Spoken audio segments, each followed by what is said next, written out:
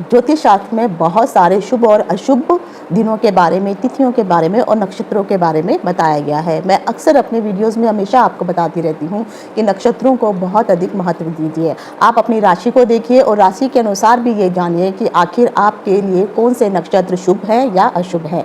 आज के इस वीडियो में मैं आपको बताना चाहती हूँ कि अगर आप कोई भी शुभ काम करने के लिए जाना चाहते हो या फिर आप मान लीजिए इंटरव्यू देना चाहते हो, किसी प्रकार की कोई मीटिंग करना चाहते हो या फिर कोई डीलिंग करने जाने वाले हैं या कोई भी छोटा मोटा कुछ भी कोई काम शुरू करने वाले हैं और किसी भी प्रकार की, चाहे वो छोटा से छोटा काम हो या बड़ा काम हो, कोई भी अगर आप नई शुरुआत करने वाले हैं तो मैं आज आपको इस वीडियो के माध्यम से बताना चाहती हूँ कि हिंदू कैलेंडर के अनुसार कृष्ण पक्ष और शुक्ल पक्ष की 15-15 तिथियां होती हैं और चंद्रमा जो है 27 नक्षत्रों में उन तिथियों के अनुसार विचरण करता हुआ आगे बढ़ता जाता है। चंद्रमा एक राशि में 2.25 दिन रहता है और वह कम से कम जो है 3 नक्षत्रों का भोग करता है। प्रत्येक नक्षत्र में वह 3-3 चरणों का भोग करते हुए आगे बढ़ता है। तो कई बार कुछ ऐसी तिथियां में कुछ ऐसे नक्षत्र आ जाते हैं कि अगर आपने किसी को कोई काम करने के लिए या किसी को कोई नए काम की शुरुआत करने के लिए अगर आपने सोचा है और आप ये सोच रहे हैं कि हमने एक अच्छा किसी पंडित से मुहूर्त भी निकलवा लिया है और उसके बावजूद आप अगर इन दिनों में, इन नक्षत्रों में, चाहे आपने कितना ही अच्छा मुहूर्त क्यों ना निकाला हो, फिर भी अगर ये दिन और ये तिथियां, मतलब नक्षत्र आ जाते हैं और वो तिथि आ जाती है, तो कितना भी अच्छा मुहूर्त क्यों ना निकला हो, वह सब में भेद लग जाएगा और आपका जो भी काम होगा वो कभी पूरा हो ही नहीं पाएगा। बहुत सारे लोग हैं जो मुहूर्त निकाल देते हैं लेकिन उनको ये पता नहीं होता है कि छोटी छोटी जो गणनाएं हैं इसीलिए आगे चल के प्रॉब्लम क्रिएट करती हैं। तो आखिर ऐसे कौन से नक्षत्र हैं और ऐसी कौन सी तिथियां हैं जिसमें आपको संभल के रहना होता है और कोई भी नया काम नहीं शुरू करना है, चाहे आप इंटरव्यू दीजिए, चाहे आप यात्रा के लिए ही क्यों ना निकल रहे हो, तो इन तिथियों और नक्षत्रों का ध्यान अवश्य रखिए। तो मैं डिम्पल शांडिल्या ज्योतिष सत्य ज्ञान सागर के माध्यम से अपने सभी नए पुराने दर्शकों का हार्दिक अभिनंदन करती हूँ। नमस्कार। ओम नमः शिवाय। जय हो शंकरा, आदिदेव शंकरा, तेरे जाप के बिना चले ये सांस किस तरह। मेरा कर्म तू ही जाने, क्या बुरा है क्या भला, तेरे रास्ते पे मैं तो आंख मूंद के चला। तेरे नाम की जोत ने सारा हर लिया तमस मेरा। नमो नमो शंकरा, भोलेनाथ शंकरा, रुद्रदेव हे महेश्वरा। वीडियो शुरू करने से पहले मैं एक जानकारी आपको देना चाहती हूँ कि मैंने एक नया चैनल बनाया है ज्योतिष अथय ज्ञान सागर क्लिप्स, जिसमें आपको जो है छोटे छोटे जो हैं क्लिप्स दिए जाएंगे। आपको पूरा विवरण उसमें नहीं मिलेगा कि बहुत सारे लोग हैं जो कहते हैं कि वीडियो बहुत लंबा हो गया है या उसमें वो सब चीज़ें जो मुझे समझानी होती हैं, मैं इस कारण जो है वीडियो लंबा हो जाता है। तो जो मैंने नया चैनल बनाया है उसका लिंक मैं डिस्क्रिप्शन बॉक्स में दे दूँगी, तो आपको वहाँ पर टू द पॉइंट जो है आपको एलोबरेट करके नहीं, बल्कि जो भी चीज़ों का डिटेल मैं दे रही हूँ वो संक्षिप्त में आपको वहाँ से मिल जाएगा। तो आप उन वीडियोस को भी आराम से देख सकते हैं और अपनी जानकारी में इजाफा कर सकते हैं। और अगर आपको ये वीडियो पसंद आए तो प्लीज़ उस चैनल को सब्सक्राइब अवश्य करिए। तो जैसा कि अगर आप व्हाइट बोर्ड में देख रहे हैं, मैंने यहाँ पर नक्षत्र लिखे हैं और इधर मैंने तिथियाँ लिखी हैं। एक छोटी सी जो है मैं कहानी आपको बताना चाहती हूँ कि आखिर ये नक्षत्र तिथियों का महत्व इतना अधिक क्यों है। एक बार की बात है, इंद्रदेव ने अपना बहुत ही बड़ा भव्य नया महल बनवाया और बहुत सुंदर बाग बगीचों का भी निर्माण किया। और देवताओं के गुरु जो बृहस्पति थे वो बहुत ही जो थे ज्ञानी थे, तो उनसे ही उनको ज्योतिष का भी अच्छा ज्ञान था, तो उन्हीं से ही इंद्रदेव ने मुहूर्त निकलवाया।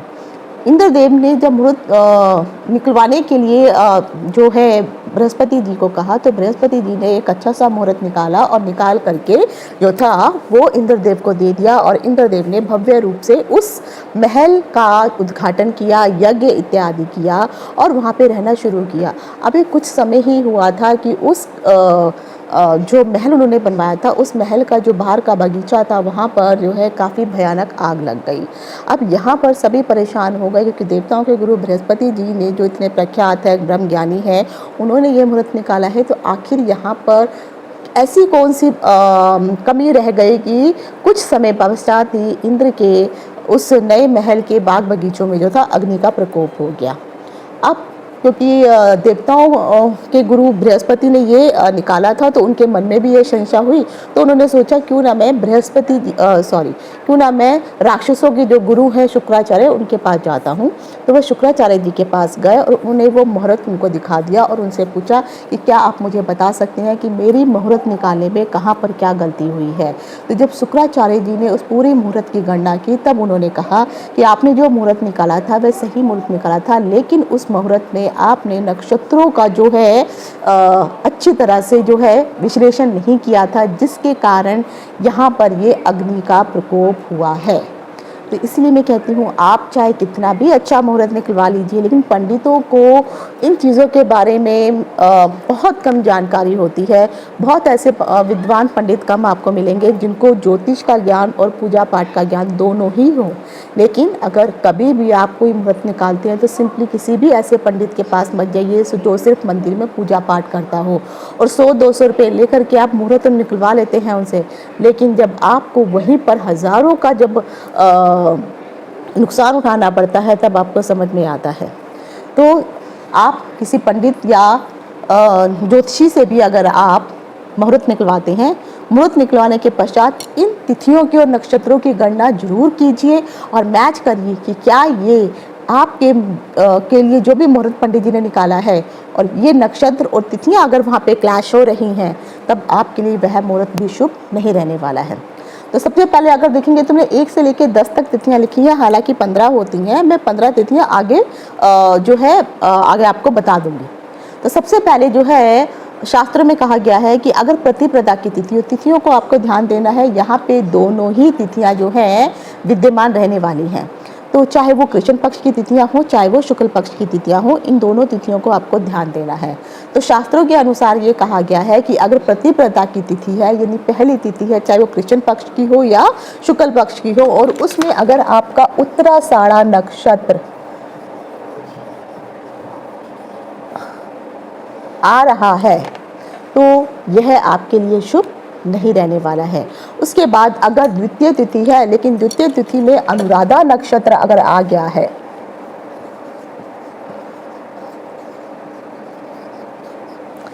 उसके बाद अगर आपकी जो तृतीय तिथि पड़ रही है और तृतीय तिथि में जो है तीनों उत्तराषाढ़ा, उत्तर भाद्रपद वाले जो भी नक्षत्र होते हैं, ये तीनों उत्तरा जो है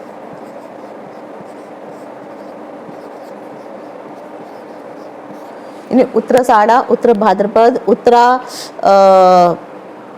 एक और नक्षत्र है जो मैं भूल रही हूँ, अगर ये सारे नक्षत्र आते हैं और अगर तीसरी तिथि आ रही है, तो याद रखिए तिथियाँ इनके साथ हैं, ये अगर आ रहे हैं तब आपको जो है शुभ काम नहीं करना है। उसके बाद अगर पंचमी तिथि आती है और पंचमी तिथि के दिन अगर आप उस दिन केतु का नक्षत्र मघा पड़ रहा है, तो ये पंचमी तिथि। फिर आती है आपकी छठी तिथि। छठी तिथि में कहा गया है कि अगर उस दिन जो है रोहिणी नक्षत्र पड़ रहा हो, ये चंद्रमा का नक्षत्र होता है।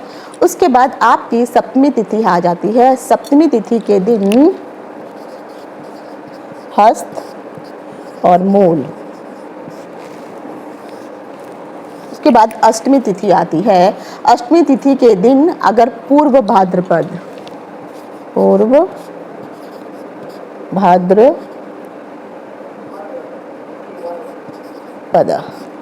ये अगर है आपका अष्टमी तिथि के दिन अगर आपकी ये तिथि पड़ रही है। फिर आती है नौमी तिथि, मैं यहाँ पे लिख देती हूँ नौमी तिथि। तो जो नौमी तिथि है उस दिन अगर सूर्य का कृत्तिका नक्षत्र आता है, तो ये वाली तिथि। उसके बाद आपकी आ जाती है एकादशी। एकादशी में भी अगर आपका रोहिणी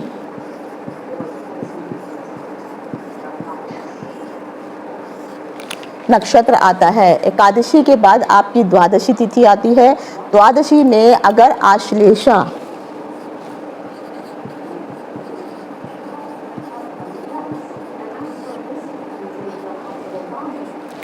द्वादशी में अगर आश्लेषा नक्षत्र आ जाता है, उसके बाद आता है आपका त्रयोदशी। तो त्रयोदशी तिथि में अगर आपका यहाँ पर चित्रा और स्वाति, तो स्वाति आपका राहु का नक्षत्र हो गया, चित्रा आपका जो है मंगल का नक्षत्र हो गया। ये नक्षत्र और ये तिथियां आपके लिए बिल्कुल भी शुभ नहीं है। जैसे मैंने वीडियो शुरू करने से पूर्व आपको बताया है कि आप कोई भी किसी भी प्रकार का अगर आप कार्य शुरू करना चाहते हैं तो याद रखिए इन दिनों अगर ये वाली तिथियां आपकी पड़ रही हैं तो कुल मिलाकर के 1 2 3 4 5 6 7 8 9 10 11 कुल मिलाकर के 11 तिथियां हैं, चाहे वो शुक्ल पक्ष की हो या कृष्ण पक्ष की हो। इन तिथियों में अगर आप और इन नक्षत्र, ये जो नक्षत्र हैं इन तिथियों में ये पड़ रहे हैं, तब आपको कदाचित भी किसी भी प्रकार का, चाहे छोटे से छोटा काम हो या बड़े से बड़ा काम हो, आपको बिल्कुल भी शुरू नहीं करना है।